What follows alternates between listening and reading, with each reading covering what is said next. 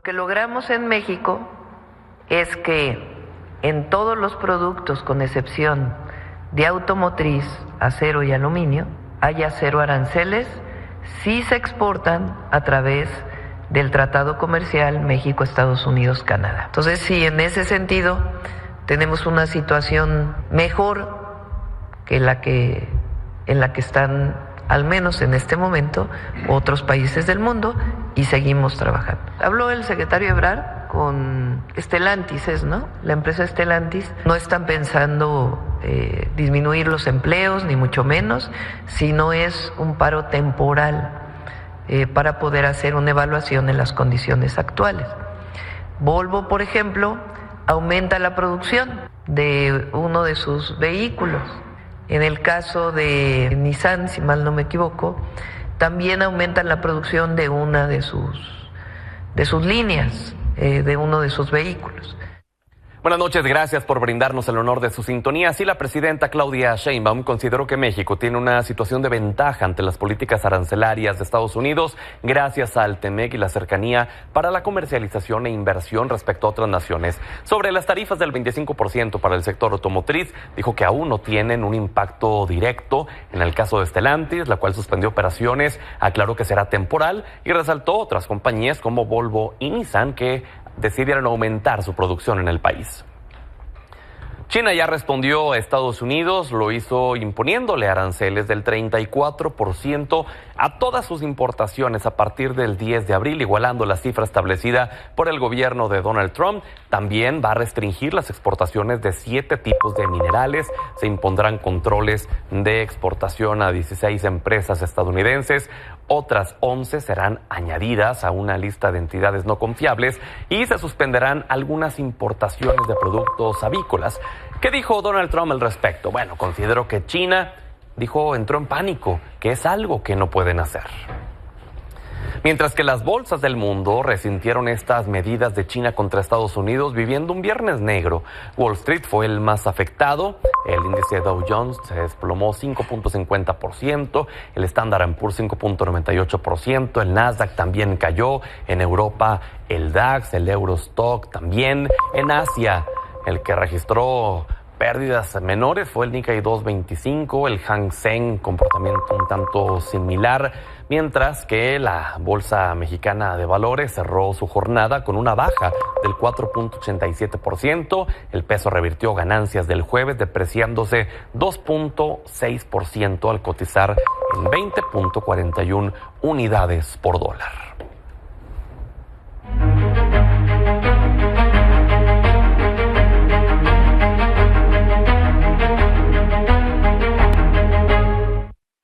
En este espacio vamos a estar platicando con candidaturas que están aspirando a ser ministro o ministra de la Suprema Corte. Le agradezco a César Gutiérrez Priego, candidato a ministro de la Suprema Corte, que esté con nosotros. César, gracias por tu valioso tiempo. ¿Cómo estás, Pedro? Un placer estar aquí contigo. ¿Cómo te han tratado esos primeros días de campaña?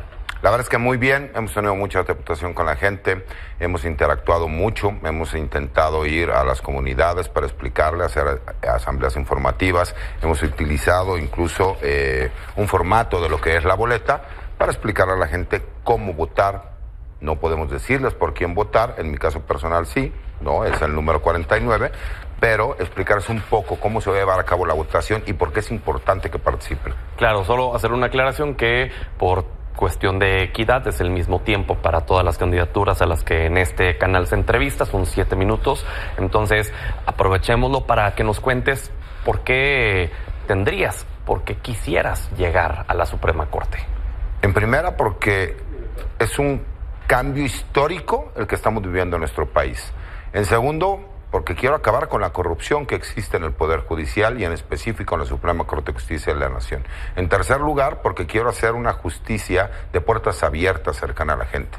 Y la parte más importante y el lema con el cual yo manejo mi campaña es porque quiero que la justicia se convierta en ley. ¿A quién le respondes? Al pueblo de México. ¿No hay intereses? pues el supremo pueblo es el mayor interés que puede tener una persona. ¿No está la 4T apoyándote? Ojalá y estuviera la 4T apoyándome detrás de mí, ya no tendría necesidad de hacer campaña. Y estoy haciendo campaña a ras de piso todos los días, yendo a las bases. ¿No van a movilizar las bases justamente para votar por ti, que llegues a la Suprema Corte siendo un perfil de izquierda?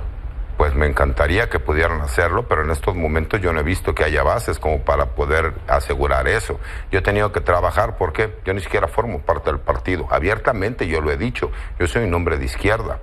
Imagínate que yo saliera a tratar de mentir y vender un perfil de alguien que no es, o una persona que no soy. Siempre me gustó ser muy directo, me gusta decir exactamente las cosas como son. Para mí esto no es estar haciendo campaña, es realmente salir con la gente y presentarme como yo soy. Y yo no puedo presentarme como un candidato que tiene ideas distintas a lo que realmente yo pienso. ¿Y qué es para ti ser de izquierda? Para mí ser de izquierda es ser equitativo, ver siempre quiénes son las personas que más necesitan el apoyo, ir a las bases, entender qué es la equidad y no utilizar la ley del embudo, ¿no? Que es lo angosto para ellos y lo demás para uno. Entonces eso me parece que ha sido muy importante. Siempre hemos vivido en una sociedad donde el rico y el que tiene poder sí puede obtener justicia, pero aquel que es pobre y que no tiene los recursos, pues siempre le toca conocer la palabra injusticia. ¿Crees que en este nuevo formato que tendrá, en esta nueva realidad, la Suprema Corte, habrá una separación de poderes real, o crees que habrá en su mayoría quien esté más sometido hacia el Poder Ejecutivo en específico? Hay que entender algo, la Suprema Corte es un órgano colegiado que forzosamente tiene que tener diferentes visiones, que no importa que uno sea de izquierda, el trabajo de un ministro es la interpretación de la ley. En mi caso es interpretar la ley con justicia social. Eso no significa que siempre estaré a favor de lo que diga el gobierno, porque yo tengo que interpretar lo que dice la Constitución.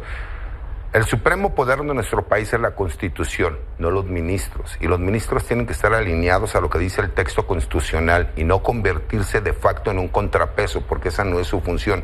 Nosotros no somos legisladores o no seríamos legisladores. Nosotros lo que podemos hacer es interpretar la ley de acuerdo a los conocimientos jurídicos que nosotros tenemos. En esta campaña hemos escuchado hasta el cansancio candidaturas decir que van a ser cercanos al pueblo, que van a impartir justicia con perspectiva social.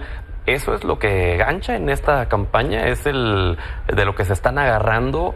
¿Y cómo nos podrías llegar a demostrar que más allá de un lema es una cuestión de actuarse realmente? Con el ejemplo, Pedro, con el ejemplo. Yo he tenido que gastar suela. Esta campaña es de gastar suela y de saber utilizar las redes sociales y los medios de comunicación para poder maximizar el mensaje. Yo voy a las causas, yo voy al barrio, yo voy donde realmente la gente necesita conocer lo que es la palabra justicia, porque les ha tocado conocer nada más la palabra injusticia. A mí a lo mejor me convendría ir a ciertos lugares en donde me van a hacer un meeting, me van a recibir, me van a dar un abrazo, me van a decir, señor ministro, ya la tiene usted ganada. Sí. ¿Y qué va a pasar con la gente que realmente necesita conocer la justicia? La gente que realmente necesita saber incluso qué es lo que hace un ministro. Yo no lo digo nada más como por parte del discurso, yo lo he demostrado con el ejemplo desde el día 1 de mi campaña. ¿Van a llegar los más preparados o van a llegar los más populares? Pues me parece que todos los que hemos llegado hasta este momento tenemos la preparación suficiente para aspirar a ser ministros o ministras de la Suprema Corte. Por eso pasamos y fuimos sometidos por diferentes comités, ¿no? ¿Para qué? Pues para que esos comités dijeran, este es mi candidato. Y cuando nosotros demostramos que tenemos una carrera sólida, la mayoría de más de 20 años, pues me parece que las capacidades técnico-jurídicas, todos tienen la posibilidad de realmente llegar a ser ministras y ministros. No es que sean también los más populares o no, sean los que conecten con la gente y puedan dar el mensaje, porque esto no solo es de popularidad, es de credibilidad. Oye, ¿a ti te gustaría ser presidente de la Suprema Corte? La verdad es que no aspiro a ser presidente de la Suprema Corte, yo aspiro a ser ministro y aspiro a ser el mejor ministro que haya existido en la historia de nuestro país, porque aparte es un cambio de paradigmas. Esto lo van a estudiar en 50 años, mi querido Pedro, y nosotros estamos formando parte. ¿Y por qué no buscar ser presidente de la Corte?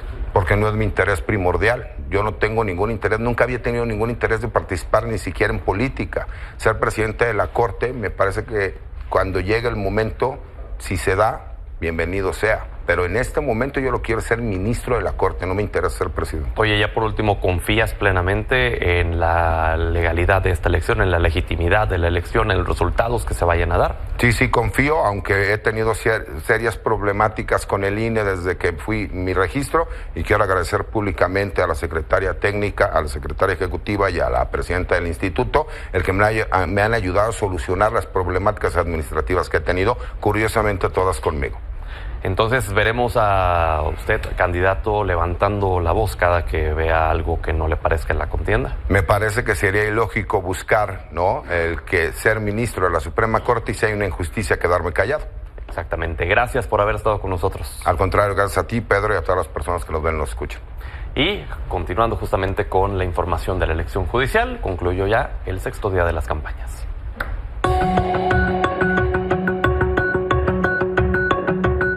Las campañas para elegir los 881 cargos en el Poder Judicial, incluyendo jueces, magistrados y ministros, llegan a su 6º día. Hoy es un día muy importante para mí. Algunos candidatos se acercan a los electores y con mangas arremangadas reparten folletos en las calles para que los conozcan.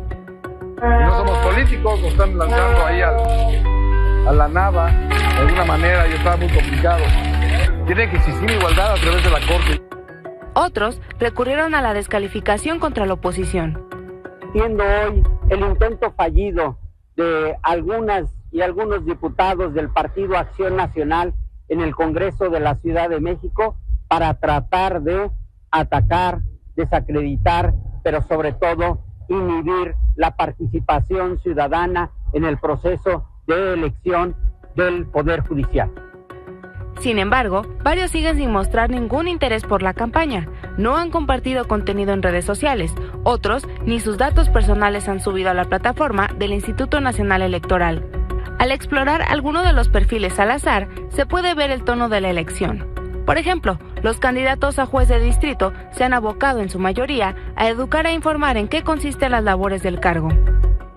Te preguntarás, ¿qué hace un juez de distrito? Es el primer contacto de los ciudadanos cuando consideran que un acto de autoridad ha violado sus derechos fundamentales. Estoy aspirando a ocupar un cargo de juez de distrito en materia laboral en un Tribunal Laboral Federal de Asuntos Colectivos. Este tribunal es aquel que se encarga de resolver todos los conflictos que haya entre las empresas del Estado federales, como son Pemex, CFE, IMSS, y las cuestiones de las actividades como la minería y entre otros. Otros intentan explicar la propia elección. Aclararte algo muy importante sobre la boleta amarilla, donde vas a votar por las personas candidatas a jueces de distrito del Poder Judicial de la Federación. Muchas personas creen que ahí solo están quienes aspiran a ser jueces en materia de amparo, pero no es así. En la boleta amarilla hay varias especialidades, por ejemplo, materia penal, materia laboral o mixta. Con información de Amilcar Salazar, Milenio Noticias.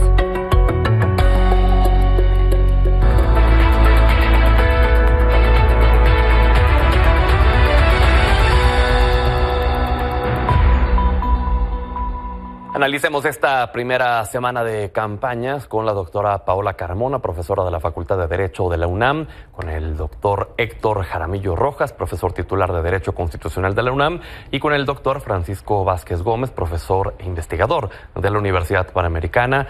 Bienvenidos, bienvenida. Muchas gracias. Muchas gracias, Pedro. Muchas gracias. Qué honor que nos honren con su presencia en esta mesa, porque si bien a diario hemos ido tratando de desglosar lo que hemos ido viendo, ha sido desde una perspectiva un tanto partidista, un tanto ligada a estos posicionamientos. Pero qué mejor que académicos como ustedes, que tienen toda su vida prácticamente dedicado al derecho, a la Constitución y demás, nos ayuden a entender en qué punto estamos y hacia dónde ven ustedes que vamos con este rumbo. Francisco, ¿cuál es tu visión? Hoy por hoy, con esta semana de campañas ya con plena apertura en ese sentido, a mí en lo personal, y lo he planteado con mis alumnos, en primer lugar me parece que lo que estamos viendo en redes sociales, por ejemplo, es un que no nos gusta como mexicanos, ¿no? Es decir, en primer momento a lo mejor nos da risa, pero 3 doritos después, como dirían los chavos, Da vergüenza, pena, ¿no? Nos da pena, nos da vergüenza. Ahora, también pensándolo desde el otro punto de vista, si yo tengo 2 meses para hacer campaña en una elección en donde además hay más de 3,400 candidatos, ¿no? Tengo que llamar la atención. Y entonces, claro, hoy por hoy, y a lo mejor le estoy haciendo campaña, pero todos hablamos del ministro Chicharrón o de Dora la Transformadora, que evidentemente son esos videos en TikTok los que nos llaman la atención, los que no nos dan gusto, los que nos dan risa, inmediatamente nos dan coraje de decir, oye, ¿qué están viendo en otros países respecto a lo que es el proceso mexicano? En fin, yo creo que... Ahí quisiera hacer un paréntesis porque justo el candidato que vino hace unos minutos le preguntaba si van a llegar los más preparados o los más populares. Y él decía, todos estamos preparados, todos pasamos los filtros, todos los que estamos ya en esta instancia, todos estamos con las condiciones para poder llegar.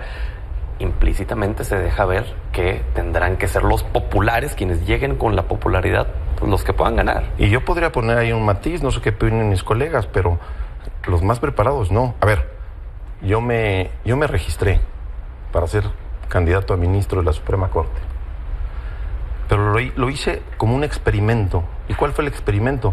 Que yo hace 25 años obtuve 8.5 de calificación en Derecho Constitucional, con un profesor que además es un tipo al que yo le merezco, ¿no? Me merece todos mis respetos, el doctor Ricardo Sepúlveda. Sí. 8.5, y eso no me alcanzó para pasar el primer filtro. Están los mejores capacitados. Okay. Hay 2.500, más de 2.500 facultades y escuelas de derecho en este país.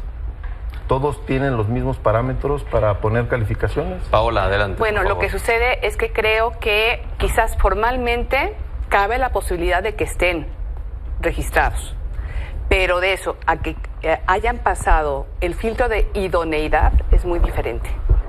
Sí, porque no solamente es el requisito formal de tener cierto promedio en la carrera, de tener el título de licenciado en Derecho. Y ya después tómbola mediante también. No. Es precisamente tener el perfil adecuado para poder ejercer la función judicial, porque la función judicial es una función sumamente especializada. Sí, que obviamente sin poner en tela de juicio, ¿no?, las capacidades de quienes se han dedicado a otro tipo de funciones. Sí, eso no, digamos que aquí se tiene que establecer que esa función no cualquiera la puede ejercer, como no cualquiera es notario, como no cualquiera es litigante, como no cualquiera es un asesor. O sea, vamos, dentro de las funciones que ejercemos los abogados, ¿no?, precisamente dentro de nos especializamos. Perdón, colega, como no cualquiera es ingeniero, como no cualquiera es economista, como no cualquiera es contador o periodista. Héctor. Claro, pero es la Constitución la que se encarga de definir cuáles son los requisitos que se deben de cumplir. Lo es en esta versión de la Constitución como lo era en el modelo anterior. Y en el caso de los ministros de la Suprema Corte, la designación siempre ha obedecido más a cánones políticos que a los requisitos estrictamente constitucionales. A mí me gustaría, si me lo permiten, para abrir boca a lo que creo que representa este proceso, decir que es un gran reto, al menos en 3 dimensiones. La primera, para las autoridades electorales. La segunda, para las personas candidatas que están compitiendo de una forma inédita y sin antecedentes. Y la tercera, lo complejo que va a ser para la población entender cómo sufragar el próximo 1 de junio. Paola, te veía haciendo gestos cuando Héctor mencionó el tema de está estipulado en la Constitución. Bueno, es que está estipulado en la Constitución, eso nadie lo niega. Y definitivamente así estaba, así se hizo en la reforma de 94 y nos podemos ir hacia atrás. Sin embargo, ¿no? Y bueno, tenemos ejemplos de grandes ministros que que han llegado sin tener la carrera judicial. No lo podemos dejar de mencionar. ¿Excepciones? Hay excepciones. Vamos, no podemos, no sé, Sergio Salvador Aguirre, por ejemplo, fue un estupendo ministro, sí, en la 9ª época. Pero eso no quiere decir, sí, que todos, o sea, no solamente son los requisitos formales. O sea, creo que la Constitución y el constituyente obvió precisamente los requisitos de idoneidad. Sí, yo sí, ahí sí yo considero que sí debieron haber establecido ahora sí que una vara muchísimo más amplia. Bueno, es que en términos políticos no hay demasiadas diferencias. Por ejemplo, las 3 principales personas ministras que actualmente están compitiendo por conservar su lugar fueron designadas bajo el modelo anterior. Y de esa misma manera, los requisitos tampoco eran muy extraordinarios. Digamos, la buena fama pública y además pensando que era atribución del presidente de la República proponer las ternas al Senado de la República, la buena fama, la experiencia, la honorabilidad y el prestigio eran ponderables solamente por una persona, que es el presidente de la República. De ahí en fuera, el único requisito, digamos, más o menos nugatorio para los abogados eran los 10 años de tener cédula profesional. De ahí en fuera todo era ponderable. La pregunta es, ¿y por eso cambiamos el modelo a lo que tenemos ahora? Bueno, pues por desgracia hay diferentes puntos de vista que permiten, bueno, además ni siquiera pienso que sea una desgracia, sino que los modelos se van agotando y se van renovando. Ahora, si el modelo del 94 se agotó, no lo sé. Y es probable que no. Y estaba mal diseñado. Lo que sí creo es que si ese estaba mal diseñado y este también está mal diseñado, será la práctica, la experiencia y el ejercicio, tanto del sufragio, como de las campañas, como de esas personas que resulten electas en los ejercicios de los cargos, el que dirá si esto funciona o no funciona. ¿Podemos coincidir en que esto es prueba y error, básicamente? Sí. En que está haciendo la prueba para ver qué nos sale bien, qué nos sale mal, y entonces rumbo a la del 27, Francisco. Con un matiz. Yo ya fui al futuro y regresé. Porque en Bolivia ya lo hicieron. Sí. Y en Bolivia es muy sencillo. En Bolivia, a diferencia de en México, existe una sanción por no participar en las elecciones. Por no votar, básicamente. Por no votar. Entonces, claro, hay una participación del 70%, pero el 95% de ese 70% anulan el voto o lo dejan en blanco. No saben por quién votar, porque claro, tienes una cantidad de candidatos impresionante que, en fin, van, votan, cumplen, pero en el fondo lo que está pasando es que si le queríamos dar legitimidad democrática a los jueces, en el fondo vamos a tener jueces, magistrados y ministros con menos del 10% de la votación. ¿Qué es lo que pasa en Bolivia? Paola. Con la acotación, además de que solamente es para el Tribunal Constitucional, sin tomar en consideración, aquí se está haciendo para todo el Poder Judicial de la Federación. Y de los estados. Y de los estados. Al menos en 17, que se eligen el 1 de junio. Exacto, pero... bueno, hay estados que ya de plano, como dirían, se quitaron máscaras y Durango. Son cínicos, en donde el propio gobernador Villegas, en Durango, pues ya negociaron que habrá candidaturas únicas y que entonces el hijo de la fiscal va a llegar directamente, allegados al de comunicación del estado también van a llegar.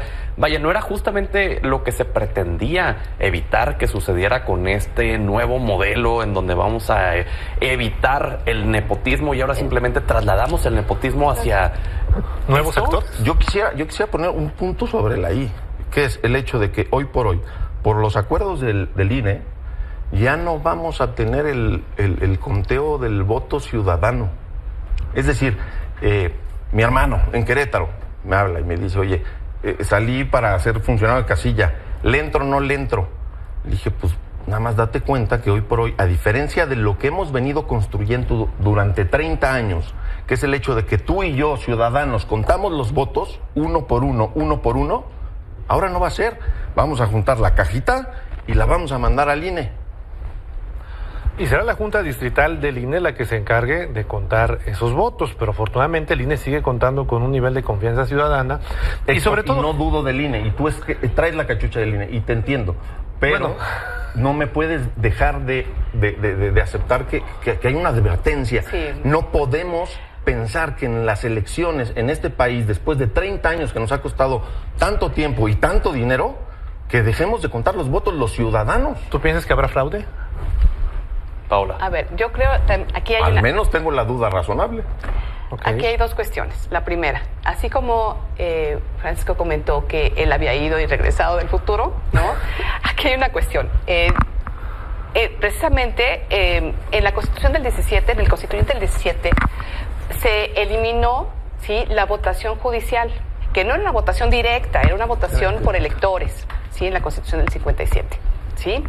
Esa es una cuestión que hay que tomar Tú también. fuiste al pasado y veniste. Sí, también. O sea, traemos la misma conclusión. Ahora sí, ahora sí que el DeLorean, ¿no? Con el DeLorean. Eso es por una parte. Y precisamente en relación al conteo, creo que también, como tú mencionaste, aquí creo que así como hay dos experimentos. Creo que hay un experimento en la parte judicial, que es lo que nos va a deparar el futuro, ¿no? Con estos jueces, otorgándoles el beneficio de la duda, ¿sí? Y por otra parte también creo que este modelo que es de elección, ¿sí? Va a ser también, va a ser un indicador, va a ser un elemento que puede tomarse en consideración para una posterior reforma electoral, sí, para el 27. Es muy probable. Digo, es que el nivel de complejidad de esta elección va a exigirle a que los ciudadanos que vayan a sufragar en entidades donde también tengan elección local tengan alrededor de, sin la necesidad de emitir, 50 votos, divididos en 9 o 10 boletas. Y ante esa complejidad... ¿De cuántas opciones? No, respecto de muchísimas opciones, al menos 50 por 9 es lo que dice la ley, porque cada poder postularía 3 por cargo o 2 dependiendo del cargo, ¿no? Entonces, el número de candidatos es muchísimo, pero es justamente por esa complicación que el Instituto Nacional Electoral decidió condensar el conteo. Sin embargo, las boletas serán acomodadas y contadas en la casilla, pero no serán contados los votos, sino acomodadas por el tipo de elección del que se trate. Y quisiera interrumpirte porque justamente el INE, en una, digamos, capacitación, una muestra de lo que iba a ser un tanto el trabajo que van a realizar, lo que nos decía nosotros como medio de comunicación es, a ver, hay miedo por la custodia que va o no a tener los paquetes para irse a la Junta Distrital. Bueno, el resguardo va a estar por parte de las Fuerzas Armadas, como siempre. Bueno, está el miedo de que se violen los paquetes y de que se puedan vulnerar las boletas. Hay unos paquetes, unos sobres que si se llegan a abrir por cualquier motivo se va a dejar evidencia, es imborrable y entonces eso ya no va a contar. Digamos, y la otra cuestión es que la contabilización de las boletas se va a hacer con transmisión en vivo en todas las juntas distritales y entonces habrá las ligas en la página del INE y tú podrás ir viendo cómo van contabilizando eso. Con esto, ¿se aminora o se agrava la preocupación, Francisco? Desde mi punto de vista simplemente es para qué hacer las cosas distintas cuando las cosas han funcionado. Simplemente estamos modificando para efectos de... No lo sé. A ver, el problema de nuestro país muchas veces es que alimentamos el sospechosismo, ¿no? Y lejos de confiar en el de al lado, dudamos. ¿No radica un poco también en que para una elección tan compleja les recortaron todavía el presupuesto? Pero a ver, compleja, platicamos ahorita con Héctor, fuera de cámaras. Tampoco es que sean muchos menos candidatos que los que tenemos que elegir cuando tenemos elección federal para diputados, senadores, diputados locales, jefe de gobierno, y alcaldías. No es mucho menos. La pregunta es ¿por qué la diferencia en cuanto a la organización de la elección? Ahí sí me gustaría hacer una precisión. Lo que pasa es que no hay tanta diferencia en cuanto al número de candidatos para efectos de fiscalización, que al final es aleatoria o dependiendo de los informes.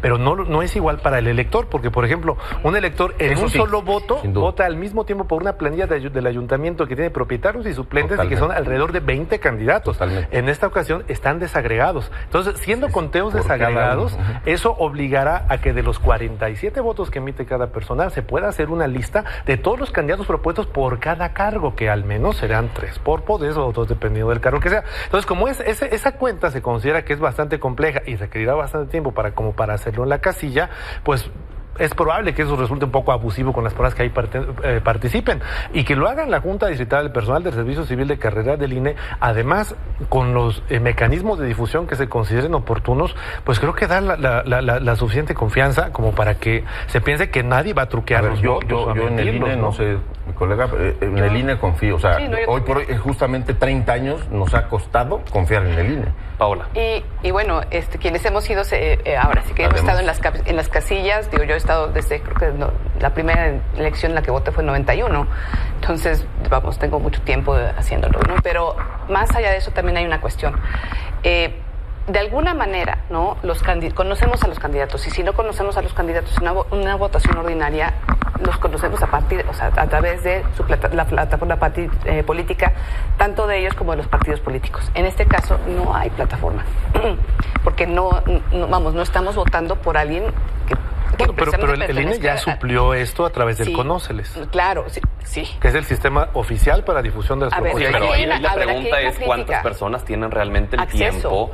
Para empezar, el tiempo de, a pesar de estar trabajando, de estar chambeando, de estar preocupado en el día a día, te das el tiempo aparte de tomarte 2 horas al día para estudiar a quiénes vas a elegir. Hay otra cosa también. O sea, yo llevo más de 30 años dentro del medio jurídico, ¿sí? Y no conozco a todos, incluso a los 64 candidatos conozco a gran parte de ellos, y conozco sus trayectorias, e incluso te puedo decir que los conozco personalmente, pero no conozco a los 64. Pero ocurre lo mismo en las elecciones ordinarias. Pero son los ministros. Ahora, aquí hay una cuestión también, precisamente por la propia naturaleza del Poder Judicial de la Federación, podemos conocer, o tenemos la ciudadanía en general tiene una idea aproximada de lo que hace el presidente de la República. Claro. Tiene una idea aproximada de lo que hace un diputado o un senador, un presidente municipal. Sí, pero no la diferencia entre lo que hace un magistrado, un juez. Un juez de distrito. Y menos tipos que hay, ¿no? Y critica, y creo que es muy válido. O sea, nosotros como parte del gremio jurídico vemos los TikToks de nuestros colegas y pues no sabemos si entre reír o llorar. Pero también hay una cuestión, y también no nos están hablando nosotros, les están hablando a quienes no conocen lo que hace un ministro de la Corte. Claro, y abogando ahí también por dar difusión a las diferencias entre cada uno y lo que hacen. ¿Qué opinan ustedes de esta prohibición del INE para que desde la mañanera, desde el Legislativo, en el Senado, en diputados, no se pueda hablar de la elección como tal, de cómo votar, más allá de decir por quién hacerlo o no, y que obviamente ya lo están impugnando? Bueno, pues me parece que eso es natural en el contexto de una elección, es decir, podemos manifestar porque tenemos libertad de expresión, pero también es cierto que desde el ámbito público, pues, desde el sexenio pasado ¿cuántas veces intentaron callar al titular del Poder Ejecutivo? Y no se cayó. Pero la actividad como tal de en la mañanera decir, miren, así es como deberían de votar, o estas son las diferencias entre lo que hace un juez, un magistrado, ¿eso está mal? ¿Lo ven mal? No, desde mi punto de vista no. Pero le corresponde al Poder Ejecutivo. No, eso le corresponde al INE. Pero no suman todos los es que son dos cosas diferentes. Una es aclarar cuáles son las atribuciones de los órganos, incluso los nuevos, como el Tribunal de Disciplina. Exacto. Y otra cosa es incentivar la participación para votar. Pero esto viene de lo que viene en el 134 constitucional de imparcialidad en el ejercicio de recursos. Es decir, una persona que está administrando recursos no puede dedicar parte de su tiempo, es decir, tiempo pagado por un salario gubernamental, a promover un proceso en el cual podría resultar imparcial, toda vez que hay una planilla de candidatos postulada por el Poder Ejecutivo, otra por el Poder Legislativo. Es decir, un funcionario, desde su jefe, presidente de la República o gobernador, y hasta el más sencillo de los funcionarios, son parte de un poder. Pues sí, y al momento de impulsar, parecería que están en el deber ser tampoco deberían de robar y roban, y en el deber ser tampoco deberían de hacer muchas cosas y lo hacen. Sí, acá a lo que muchos se aferran es, pues no queremos que la gente salga a votar, ¿no? ¿Esto no propiciaría que saliera más gente? ¿La información? Ajá, el que difundan la información. ¿Por parte del Poder Ejecutivo? Ajá, o del Legislativo. A ver, es que ahí hay un tema, me parece que es el tema del principio de legalidad. La autoridad solamente puede hacer aquello que expresamente les confiere la ley. Y en el caso de nuestro sistema constitucional, tenemos un órgano constitucional autónomo que se llama Instituto Nacional Electoral, que es el encargado de la promoción del voto, de generar ese tipo de impulsos. Entonces, promoción del voto y participación ciudadana. Entonces, a quien le toque es al INE. A quien le toque es al INE y a quien le debieron haber otorgado los recursos necesarios al INE. O sea, precisamente eran para eso. ¿Sí?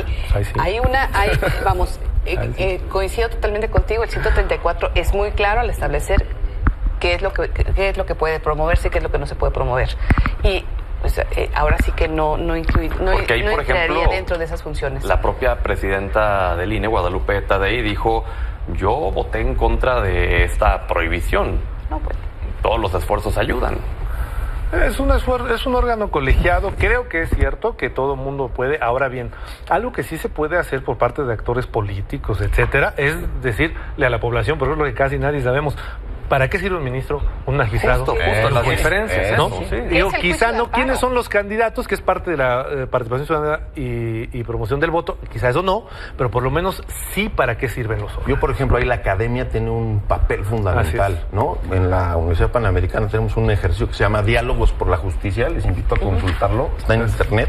¿Sí? Invitamos a todos los candidatos, que así como lo estás haciendo tú, y a partir de preguntas de los alumnos, en tómbola, porque está de moda, los candidatos van respondiendo distintas inquietudes que tienen los jóvenes. Claro, me gustaría que sigamos haciendo este ejercicio, si ustedes nos pueden honrar con su presencia semanalmente para ir aclarando todas estas dudas, más allá de afiliaciones políticas, con expertos como ustedes. Con todo gusto, Pedro, gracias. Gracias y nos vemos entonces el viernes. Vamos a la pausa, pero antes, como cada viernes, lo dejamos con Ricardo Monreal y Antilogía.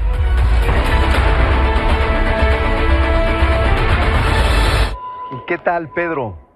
Me da gusto saludarte en esta colaboración semanal.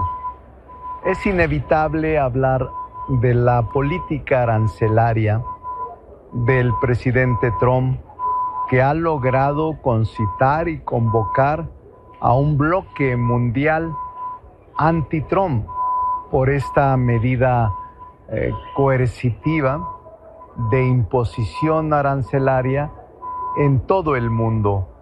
México, gracias a la actitud moderada, sensata y prudente de la presidenta Claudia Sheinbaum, logró que se respetara el TEMEC y que ninguna de las mercancías que en él se contienen tuvieran variación ni imposición arancelaria. Eso fue un logro diplomático y un logro extraordinario. Sin embargo, todavía nos queda pendiente la imposición arancelaria al aluminio y al acero mexicano del 25% y a la industria automotriz y autopartes. Eso está pendiente de resolverse y que nos afecta gravemente a la economía del país. Hay que cerrar filas con la presidenta Claudia Sheinbaum, Pedro. Creo que su actitud, su inteligencia y su cabeza fría, esta política que implementó desde el anuncio de los aranceles, nos llevó a buen puerto y tenemos que seguirla respaldando para que pueda superar este desafío enorme de violación del TEMEC que hasta ahora no se estableció y que nos faltan algunos de los temas, salvarlos para que nuestra economía siga prosperando, se sigan generando empleos, pero nosotros tenemos, Pedro, que diversificar nuestro mercado y sobre todo fortalecer nuestro mercado interno, y en ello va orientado el Plan México que ayer se inició. Saludos, buenas noches.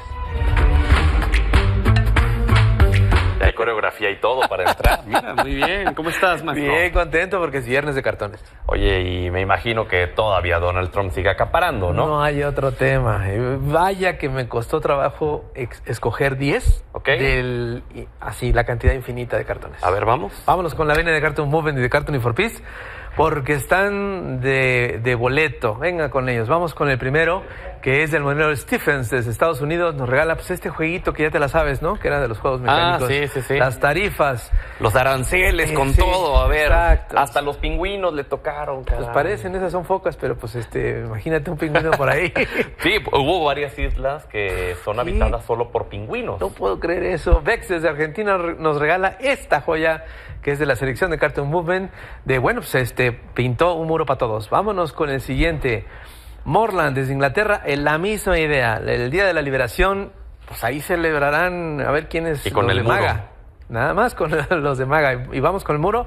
Y el siguiente de Barry Plitt es el portadista estrella del New Yorker, en donde, bueno, pues a ver a quién le toca. Es como si fuera un programa de televisión. Ajá. Así. Arancel, ser conquistado o ser comprado. Así es. Vámonos con el siguiente. Kustovsky desde Ucrania nos regala este cartón no muy elegante. Ya se imaginarán qué significan esas cositas que están ahí.